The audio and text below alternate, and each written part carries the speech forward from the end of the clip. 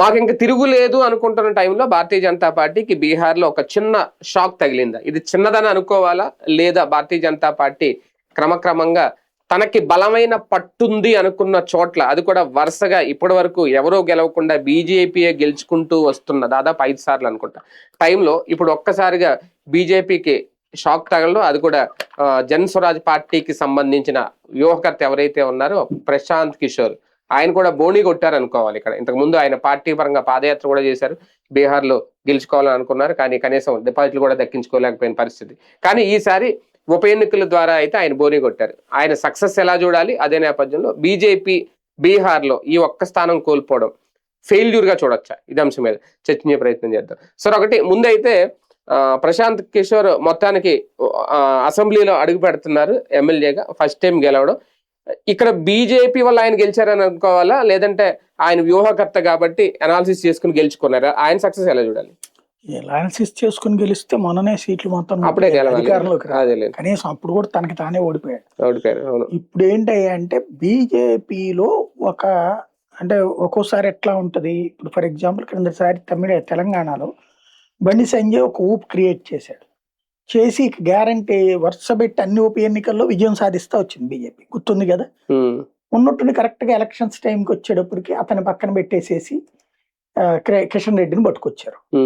ఏమైంది, బీజేపీ కేటర్ కాడి వదిలేస్తే గ్యారంటీ ప్రతిపక్షం, నేనైతే ఎక్స్పెక్ట్ చేసింది ప్రతిపక్ష స్థానం, ప్రతిపక్షం అధికార పక్షమో గ్యారంటీ వచ్చి ఉండేది. అలాంటిది కాస్త చివరికి 8 స్థానాలకు పరిమితం. పోనీ అక్కడ బీజేపీకి దమ్ము లేదా అంటే తర్వాత పార్లమెంట్ ఎన్నికలకి 8 సీట్లు వచ్చినాయి. అంటే అక్కడ క్యాడర్ లో రెబలిజం వచ్చింది. మన అధిష్టానానికి ఇంత బలుపా, ఇంత అహంకారమా? ఈటెల రాజేందర్ చెప్పగానే వినేసి, బయట నుంచి వచ్చిన బీఆర్ఎస్ నాయకుడు అయినటువంటి ఈటెల రాజేందర్ చెప్తే వినేసేసి బండి సంజయ్ని పక్కన పెడతారా? అక్కడ ఆ విషయం పబ్లిక్ ఓపెన్ అయిపోయింది. బండి సంజయ్ ఈటెల రాజేందర్ వాదం అనేది చాలా పెద్ద ఎత్తునైంది. ఇప్పుడు మొన్న సరిచేసే ప్రయత్నం జరిగింది ఇద్దరి మధ్యన, ఇన్ని రోజుల తర్వాత. 2 ఏళ్ల నుంచి కూడా ఆ క్రైసిస్ అట్లాగే నడుస్తుంది, 2.5 ఏళ్ల నుంచి కూడా. ఆ రోజున ఆ ఇంపాక్టే బీజేపీని అక్కడ భారీగా దెబ్బకొట్టింది. బండి సంజయ్ అనేటటువంటి అతను పక్కన పెట్టి అధిష్టానం వేరే వాళ్ళని తెచ్చి మన ఎత్తిని రుద్దేటటువంటి పని చేస్తాం, ఎంతవరకు రైటు, గెలుస్తుంది అన్న టైంలో ఎందుకు చేసింది? కాంగ్రెస్ దాన్ని ఎట్లా అడ్వాంటేజ్ తీసుకుంది? అప్పటిదాకా వరుస డిపాజిట్లు కూడా కోల్పోయింది కాంగ్రెస్. అలాంటి కాంగ్రెస్ దాన్ని అడ్వాంటేజ్గా ఎట్లా తీసుకుంది? బీజేపీ బీఆర్ఎస్ ఒకటే, బీఆర్ఎస్ని మళ్ళీ అధికారంలోకి తీసుకురావడం కోసం బీజేపీ బండి సంజయ్ని పక్కన పెట్టింది అన్నటువంటి తెచ్చేటప్పటికి బీజేపీకి ఓటేద్దాం అనుకున్నోడు కూడా కాంగ్రెస్ ఓటేసాడు. ఎందుకని? బీఆర్ఎస్ కేసినా దాన్ని తేవాలనే కదా అనుకుంది. అట్లాగే మన బీజేపీ ఎట్లాగో మన మాట ఎంటలేదు అని చెప్పేసి కట్టర్ కార్యకర్తలు కూడా కాంగ్రెస్ కేబట్టినే అక్కడ రేవంత్ విజయం సాధించాడు. అత్యసరే వచ్చింది అక్కడ విజయం, వరుసగా 2 సార్లు ఫెయిల్ అయిన తర్వాత. ఇప్పుడు బీహార్లో జరిగింది అదే. బీహార్లో వాస్తవంగా 20 సంవత్సరాల నుంచి లాలూ ప్రసాద్ పార్టీ పక్కకెళ్ళిపోయింది. నితీష్ కుమార్ ముఖ్యమంత్రిగా ఉంటూ వచ్చాడు. అయితే బీజేపీతో విభేదించి ఒకసారి వీళ్ళతో కూడా పోయాడు, లాలూ ప్రసాద్ వాళ్ళతో కూడా. అంతకుముందు BJP second party, JDU first party. అక్కడ జేడీయూ అధినేత వాస్తవంగా ఒకప్పుడు సమతా పార్టీ, ఇది సమతా పార్టీని తర్వాత జేడీయూగా మార్చారు, జనతాదళ్ యునైటెడ్ అని చెప్పేసి. సమతా పార్టీగా ఉన్నప్పుడు దేశవ్యాప్త పార్టీ, జాతీయ పార్టీగా ఉంది. మన విజయవాడకి సంబంధించినటువంటి వివి కృష్ణారావు ఆయన జాతీయ అధ్యక్షుడిగా కూడా చేశాడు దానికి. ఆయన ఉండగానే జనతాదళ్ యూ అయింది. తర్వాత ఈయన ఇక్కడ శాంతం ఇక్కడి నుంచి వెళ్ళి అక్కడ పార్టీ నడపలేనని రాజీనామా చేశాడు. అప్పుడు నితీష్ కుమార్ తీసుకున్నాడు. జార్జి ఫెర్నాండెజ్ వీళ్ళందరూ కూడా దాంట్లో ఉండేవాళ్ళు అనమాట. ఇప్పుడు నితీష్ కుమార్ ఎప్పుడైతే అక్కడ వీళ్ళకి మేజర్ రోలు, సెకండ్ పొజిషన్ లో బీజేపీ ఉండేది అక్కడ. తర్వాత నితీష్ కుమార్ కి బీజేపీ మోడీ మీద కోపం, ఎందుకంటే ప్రధానమంత్రిగా తను అవ్వాలనుకున్నాడు. మోడీని ఎప్పుడైతే తీసుకొచ్చారో అప్పుడు కోపం వచ్చి అప్పటి నుంచి కొంత తగవు పెట్టుకుని కొన్ని రోజుల పాటు ఆర్జేడీతో సంబంధాలు పెట్టుకుని, ఆర్జేడీతో కలిపి అంటే బీజేపీతో కలిసి అధికారంలోకి వచ్చి ఆర్జేడీ వైపుకి వెళ్ళాడు అతను. మళ్ళీ ఆ తర్వాత వెనక్కి వచ్చాడు, మళ్ళీ ఆర్జేడీతో కలిసి తేజస్వి యాదవ్ని ఉప ముఖ్యమంత్రిని చేసి కథ నడిపాడు కొన్ని రోజుల పాటు.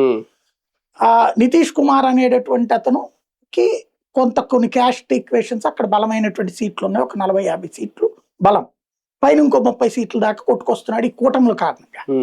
దాన్ని అడ్డు పెట్టుకుని సక్సెస్ అవుతున్నాడు. బీజేపీకి ఏం చేయాలో అర్థం కాని పరిస్థితి. నిదానంగా ఆ ఈక్వేషన్స్ మార్చుకుంటూ వచ్చింది.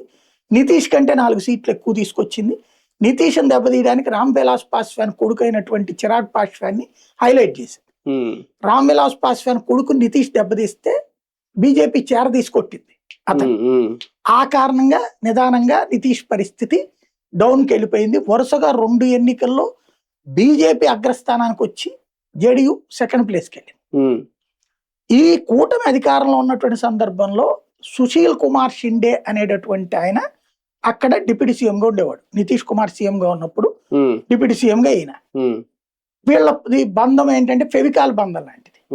ఆంధ్రప్రదేశ్ లో తెలుగుదేశం పార్టీ చంద్రబాబు నాయుడు గారికి వెంకయ్య నాయుడు గారికి ఉన్న సాన్నిధ్యం గురించి ఎట్లయితే చెప్పుకుంటారో ఇక్కడ బీజేపీ ఎదగకుండా ఉండిపోవడానికి కారణం అన్నటువంటిది. అక్కడ బీజేపీ ఎదుగుదల ఆగిపోవడానికి కారణం ఆయనే. సుశీల్ కుమార్ షిండేని కూడా పక్కన పెట్టి జాగ్రత్తగా, అంటే సుశీల్ కుమార్ షిండే కాకుండా బీజేపీ రాష్ట్ర నాయకత్వ పగ్గాలు వేరే వాళ్ళకి అప్పచెప్తా నిదానంగా దాన్ని పెంచుకుంటూ వచ్చాడు అమిత్ షా. ఇప్పుడు ఏమైపోయింది, సుశీల్ కుమార్ షిండే మొన్నే చనిపోయాడు. రీసెంట్ గా క్యాన్సర్ ఏదో వచ్చి చనిపోయాడు. చనిపోయాక ఇంకో బలమైన నాయకుడిని ఎమర్జీ చేసి, ఏది ఇంకా అదే పార్టీలో చాలా మంది ఉంటారు కదా, వాళ్ళని పక్కన పెట్టి లాలూ ప్రసాద్ యాదవ్ తో కలిసి గతంలో తిరిగి ఆ మంత్రివర్గంలో మంత్రిగా కూడా ఉండి బీజేపీని సర్వనాశనం చేయడానికి చాలా పెద్ద ఎత్తున ప్రయత్నాలు చేసినటువంటి సమ్రాట్ చౌదరి అక్కడ సీటు దక్కని టైంలో బీజేపీలోకి వచ్చి చేరాడు ఆయన. అతన్ని బాగా ప్రమోట్ చేసింది అక్కడ ఉన్న సామాజిక వర్గ సమీకరణాల కోసం అని చెప్పి బీజేపీ. డిప్యూటీ సీఎం గా అతని ప్లేస్ లో సుశీల్ కుమార్ షిండే ప్లేస్ లో ఇతను పెట్టుకొచ్చి అంతవరకు బానే ఉంది. నితీష్ కుమార్ ని మన దిగిపోమ్మని దిగిపోయాడు, వాళ్ళ అబ్బాయిని మంత్రిగా చేసుకున్నాడు, అయిపోయింది. ముఖ్యమంత్రిని ఎవరిని చేయాలి అప్పుడు? ఎంతకాలం పార్టీని నమ్ముకున్న వాళ్ళని చేయాలి. ఈ బయట నుంచి వచ్చిన సమ్రాట్ చౌదరిని సీఎం చేసింది. ఇది కడుపు రగిలిపోతుంది అక్కడ వాళ్ళకి. దానికి తోడు ఈ బై ఎలక్షన్ వస్తేను నితిన్ నబీన్ బీజేపీ జాతీయ అధ్యక్షుడు 30 సంవత్సరాల నుంచి అక్కడ ఎమ్మెల్యే, 30 ఏళ్ళు అసలు ఆ నియోజకవర్గం ఏర్పడి నుంచి ఆయనే. అలాంటి వాడిని రాజీనామా చేసినప్పుడు అతను చెప్పినోడికి ఎవరికన్నా ఇవ్వాలి. అది ఇవ్వకుండా ఫస్ట్ వేరే వాళ్ళకి ఇప్పించాడు ఇతను. అంటే ముందు అతను చెప్పినోడికే ఓకే అయింది, నితిన్ నబీన్ కానీ మళ్ళీ అమిత్ షాతో మాట్లాడుకుని సీటు మార్పించుకున్నాడు. లైక్ బండి సంజయ్ ఉదంతా అయ్యింది. ఆ దెబ్బతో క్యాడర్ అంతా కాడు వదిలేసింది. పోనీ ఆ సమ్రాట్ చౌదరి ఏమన్నా దగ్గర కూర్చుని ఏమన్నా కథ నడుపుకున్నాడా? లేదు. బీజేపీ వాళ్ళకి ఆర్జేడీ రావడం ఇష్టం ఉండదు, కాంగ్రెస్ రావడం ఇష్టం ఉండదు. ఇతను ప్రశాంత్ కిషోర్ ఒకప్పుడు ఆర్ఎస్ఎస్ క్యాండిడేట్, ప్లస్ ఒకప్పుడు భారతీయ జనతా పార్టీ 2014 అధికారంలోకి రావడానికి చాయ్ పే చర్చ అనే కార్యక్రమం, అది డిజైనర్ ఇతనే, మోడీది.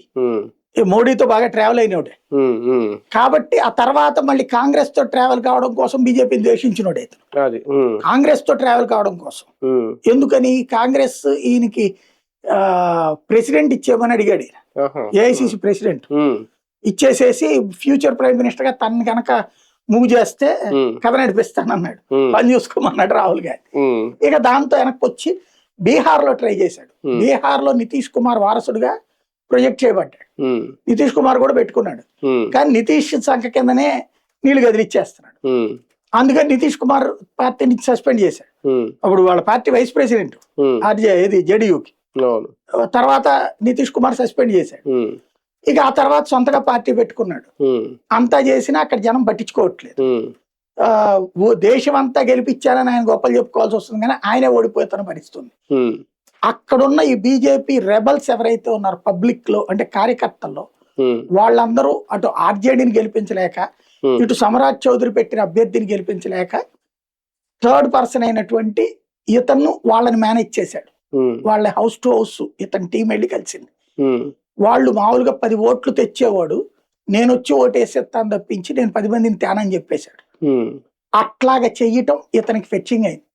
ఓ రకంగా ఏంటంటే అమిత్ షా ఓ సొంత నిర్ణయం తీసుకుని ఢిల్లీలో అప్పట్లో వాస్తవంగా ఆయన హర్షవర్ధన్ అని మంత్రి ఉండేవాడు, కేంద్ర మంత్రి, వైద్య ఆరోగ్య శాఖ మంత్రిగా చేశాడు. హర్షవర్ధన్ ఢిల్లీ వ్యవహారాలంతా చూసుకునేవాడు, ఢిల్లీ ఇన్ఛార్జ్ ఆయన. ఆయన కేంద్ర మంత్రివర్గంలో తీసుకెళ్లిపోయి అక్కడికి తీసుకొచ్చి ఆ అమ్మాయిని మాజీ ఐపీఎస్ తీసుకొచ్చి పెట్టాడు అక్కడ ఢిల్లీలో. కరెక్ట్ గా 2015 ఎలక్షన్స్ మాజీ ఈయనకి సహచరి ఎవరు కేజ్రీవాల్, ఓకే.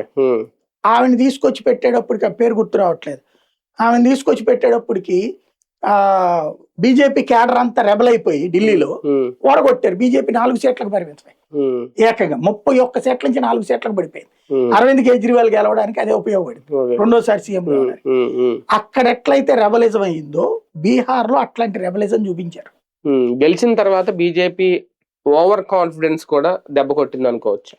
బీజేపీ ఇక్కడ ఓవర్ కాన్ఫిడెన్స్ బీహార్లో వాస్తవంగా ఏంటంటే స్థానిక ఎన్నికల్ని జాతీయ నాయకత్వం సీరియస్ గా తీసుకోదు, వీళ్ళకి వదిలేస్తుంది. అంటే ఉప ఎన్నికలే కదా, ఆల్రెడీ మనం గెలిచాం, మన ముఖ్యమంత్రిని తీసుకొచ్చి కూర్చోబెట్టాం, అదే వీళ్ళకి వదిలేస్తుంది అంటున్నా, రాష్ట్ర నాయకత్వాలకు వదిలేస్తుంది. ఇది రాష్ట్ర నాయకత్వాల పరీక్ష. ఇప్పుడు ఇదే బీహార్ లో 2009లో బీజేపీ ఓడిపోయి ఆర్జేడీ వాళ్ళు గెలిచారు, కానీ ఆ తర్వాత మెయిన్ ఎలక్షన్స్ లో బీజేపీనే గెలిచింది. 2019లోను 18లోను ఇంకొక ఎలక్షన్ జరిగింది, బై ఎలక్షన్. అప్పుడైతే 48% ఆర్జేడీకి వచ్చినాయి, 24% బీజేపీ వచ్చింది ఉప ఎన్నికల్లో. అయినా తర్వాత మెయిన్ ఎలక్షన్స్ లో బీజేపీ గెలిచింది. కాబట్టి ఉప ఎన్నిక ఆధారంగా మెయిన్ ఉంటది అనేది అంత సీరియస్ గా తీసుకుంటే జాతీయ నాయకత్వం తీసుకోవచ్చు సీరియస్ గా, రాష్ట్ర నాయకత్వానికి అప్పచెప్తుంది. రాష్ట్ర నాయకుడికి ఓ ధైర్యం వచ్చేసింది వీళ్ళకి, ఈ బై ఎలక్షన్స్ ఆధారంగా మన పదవులు తీసేయర్లే. కాంగ్రెస్ లో అయితే దానికి రచ్చ జరిగిపోతుంది, బై ఎలక్షన్ లో ఓడిపోతే గనక పెంట చేసి వదిలి పెడతారు, ఆ ముఖ్యమంత్రిని దించేదాకా కూడా వెంటాడతారు. బీజేపీలో అలాంటి ప్రెషర్ ఉండదు, అలాంటి ఏది ఘర్షణ వాతావరణం ఉండదు, కాబట్టి ధైర్యంగా కూర్చున్నారు. లోక్సత్తా టైప్ లోనే ఇప్పుడు ప్రశాంత్ కిషోర్ రాజకీయ భౌత్యం కూడా ఉండే అవకాశం ఉందా, లేదు పార్టీ విస్తరించే ఛాన్స్ ఉంటుంది? లోక్సత్తాకి అసలు దీనికి సంబంధం లేదు, ఇతను పొలిటికల్ ఆబ్లిగేషన్ తో వచ్చాడు. లోక్సత్తానేమో జెన్యూన్ ఏదో సొసైటీకి చేద్దామని వచ్చింది, వచ్చి రాజకీయాల్లోకి వచ్చింది. ఇతను రాజకీయాల్లో ముఖ్యమంత్రి ఆయన కూడా ఒకసారి గెలిచినట్టున్నాడు కొకట్పల్లిలో, ఒక అసెంబ్లీ సీట్ ఆయన కూడా. ఓకే, తర్వాత ఆయన ఏం చేయలేదు, ఆయన ఫస్ట్ పార్టీ పెట్టినప్పుడే ఒకటి గెలిచాడు, ఈయన ఫస్ట్ పార్టీ పెట్టినప్పుడు జీరో, ఇప్పుడు గెలిచాడు. మన పవన్ కళ్యాణ్ టైప్ మొదటిసారి వచ్చినప్పుడు ఒకటి వచ్చింది, ఈయనకి అది కూడా రాలేదు. రెండోసారి పవన్ కళ్యాణ్ గెలిచాడు సింగిల్ గా, వేరే అభ్యర్థి గెలిచాడు, ఆయన గెలవలేదు. అవును, ఇప్పుడు తర్వాత మొన్న ఆయన గెలిచాడు, అది కూడా కూటమి. అంటే ఈ జనస్వరాజ్ పార్టీ భౌత్యం ఇప్పుడు అలాగే ఉంటదా? అంత దీన్ని బేస్ చేసుకుని జనస్వరాజ్ అంతా ఉంటదని నేను అనుకోను, కానీ ఇందులో నాకు కనిపిస్తున్న ఇంకొక కోణం ఉంది. బీజేపీ ఎట్లా ఉంటదంటే కొన్ని శక్తులు శాశ్వతంగా పక్కకి తప్పుకోవడానికి స్కెచ్లు వేస్తుంటది. ఇప్పుడు నితీష్ కుమార్ ని నిదానంగా తొక్కింది, శివసేన నిదానంగా తొక్కింది, ఏఐఏడిఎంకే నిదానంగా తొక్కింది, ఏఐఏడిఎంకేని తొక్కడం కోసం టీవీకేని లేపింది. అట్లాగే ఇక్కడ కూడా ఆర్జేడీ వాళ్ళు చూస్తే డిపాజిట్ లేదు. వాస్తవంగా అక్కడ ఎవరు అధికార పక్షం బీజేపీ, ప్రతిపక్షంకి రావాలి కదా ఆర్జేడీ, వాటికి డిపాజిట్ రాలా, జనస్వరాజ్ పార్టీ వచ్చింది. అంటే అక్కడ ఇలా లేపుతున్నారా? కాంగ్రెస్ ని దెబ్బ కొట్టడానికి ఢిల్లీలో ఆమ్ ఆద్మీ పార్టీ లేపిందే బీజేపీ, పైగా ఆర్ఎస్ఎస్ మూలాలతో ఉన్న వ్యక్తి అది. ఇప్పుడు చూడండి, మీకు దేశంలో మొన్న ఎవరు నవ్వుతా అన్నారు, మొన్న ఒక నాయకుడు ఎవరు నా దగ్గర మాట్లాడినప్పుడు ఏమనాలో అర్థం కావట్లేదండి. రేవంత్ రెడ్డి బీజేపీ ప్రోగానే ఉన్నాడు, మోడీ ప్రోగానే ఉన్నాడు. డికే శివకుమార్ మొన్న కర్ణాటకలో ఇక్కడి నుంచి వెళ్ళాడు ఆ రోజు మోడీ వెళ్తే 2 మొక్కలు మోడీ గారి ఆధ్వర్యంలో దేశం నడవాలి, ఆయన మాట్లాడాలని కోరుకుని నేను సెలవు తీసుకుంటాను కూర్చున్నాడు, ఆయన చెప్పినట్టు నడుద్దామని. అంటే డికే శివకుమార్ మోడీ ఫేవర్ గానే ఉన్నాడు, రేవంత్ రెడ్డి మోడీ ఫేవర్ గానే, పైగా ప్రశాంత్ కిషోర్ పైగా వాళ్ళిద్దరు పక్క కాంగ్రెస్. అది ఇక్కడ ఆంధ్రప్రదేశ్ లో కూడా అంతే కదా, జగన్మోహన్ రెడ్డి ఫేవరే, చంద్రబాబు నాయుడు గారి ఫేవర్, వీళ్ళందరి ఫేవరే. కానీ మధ్యప్రదేశ్ విషయంలో అంటే ఓకే, అది కాంగ్రెస్ సిట్టింగ్ స్థానం కాబట్టి గెలుచుకున్నారు అనేది ఒకటి, అక్కడ కూడా ఈ ఉప ఎన్నికల మీద సరిగ్గా దృష్టి పెట్టట్లేదా బీజేపీ? ఖచ్చితంగా, అంటే లోకల్ సీఎంలకు అప్పచెప్తారు, సీఎంలు చూసుకోవాలి. ఇప్పుడు మధ్యప్రదేశ్ సీఎం ఫెయిల్యూర్ అది. వాస్తవంగా 6,500 ఓట్ల తేడా అనేది పెద్ద లెక్క కాదు అక్కడ, ఇక్కడ మాత్రం లెక్క 19,000 ఓట్ల దగ్గర దాకా వచ్చింది బీహార్. అయితే మధ్యప్రదేశ్ లో అక్కడ ఇంకో లాజిక్ ఉంది, కాంగ్రెస్ పార్టీ అభ్యర్థి అనర్హత వేటు పడింది, ఆ కారణంగా వచ్చినటువంటిది.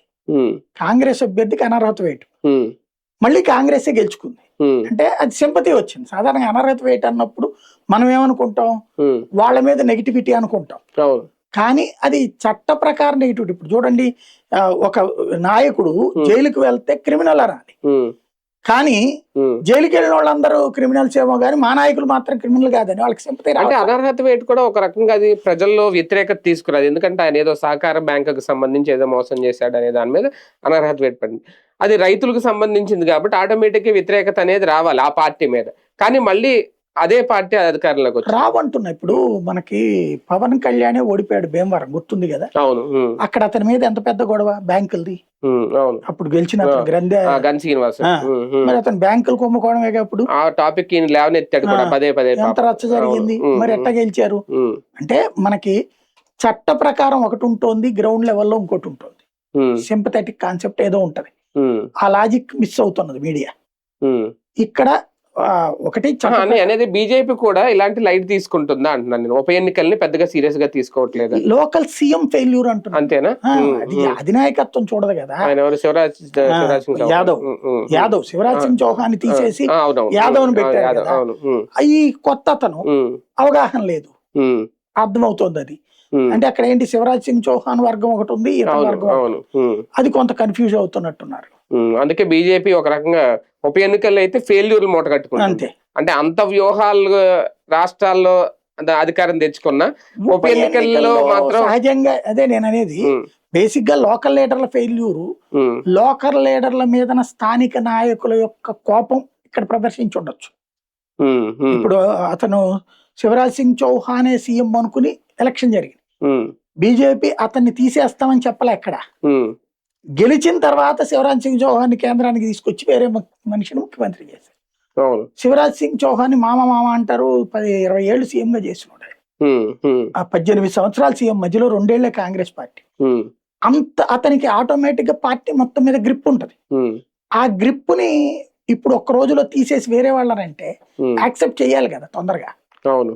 ఆ ఇంపాక్ట్ కనబడదు. అంటే ఇందులో రాష్ట్ర నాయకత్వాలు ఫెయిల్యూరే చూడాలా? రాష్ట్ర నాయకత్వాల మీదన రాష్ట్రంలో ఉన్నటువంటి కార్యకర్తలు తిరుగుబాటు చూడాలి. రైట్, చూద్దాం. మొత్తానికి బీహార్ లో ఒక చిన్న షాక్ అయితేనే తగిలింది. ఒక అసెంబ్లీ నియోజకవర్గం, అది కూడా ఉప ఎన్నిక సందర్భంగా ఓడిపోవడం భారతీయ జనతా పార్టీ అక్కడ అధికారంలో ఉన్నా సరే. అదే నేపథ్యంలో ప్రశాంత్ కిషోర్ గెలవడం, అలాగే మధ్యప్రదేశ్ లో అక్కడ కూడా ఓటమి పాలవడం, 2 చోట్ల కూడా షాక్ తగిలిందా బీజేపీకి? ముందు ఎలాంటి జాగ్రత్తలు తీసుకుంటుంది చూద్దాం.